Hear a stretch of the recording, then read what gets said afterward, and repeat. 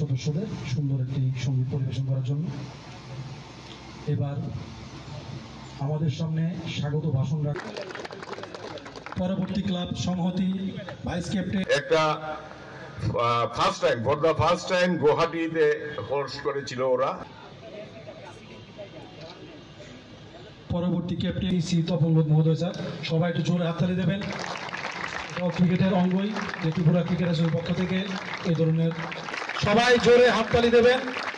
প্রথমবারের মতো এই ধরনের টুর্নামেন্ট ত্রিপুরা ক্রিকেট অ্যাসোসিয়েশন চালু করেছে আপনাদের জন্য।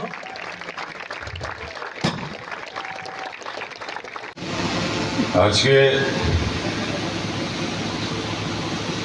প্রথমবারের মতো ত্রিপুরা ক্রিকেট অ্যাসোসিয়েশন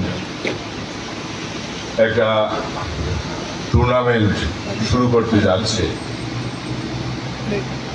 যে টুর্নামেন্ট আজকে একটা উদ্বোধনী অনুষ্ঠান, কাল থেকে টুর্নামেন্ট শুরু হবে।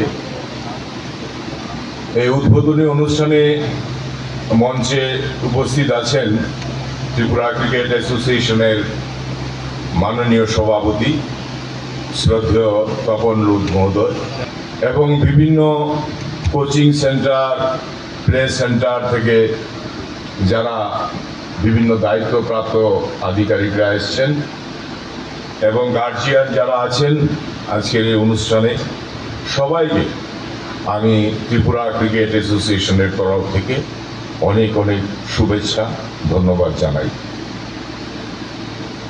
আপনারা জেনে খুশি হবেন যে এই যে নতুন একটা টুর্নামেন্ট, এই টুর্নামেন্টটা অ্যাকচুয়ালি এই আন্ডার-19 ন্যাশনাল, যেখানে ওয়ানডে ম্যাচ হয়, যেখানে ডেইজ ম্যাচ হয়, ওটার যদি একটা প্রিপারেশন বলতে পারেন যে এই আন্ডার-18 যে সম্ভাবনাময় ছেলে সারা ত্রিপুরা রাজ্য থেকে যারা আগরতলা শহরের 14টা ক্লাবে পারফর্ম করবে, ওদের পারফরমেন্স ভিত্তিতে আমরা আগামী দিন মানে এই নেক্সট ইয়ার, এই কারেন্ট ইয়ারই বলতে পারেন, যে ন্যাশনাল টুর্নামেন্ট অনুষ্ঠিত হবে, সেখানে আমরা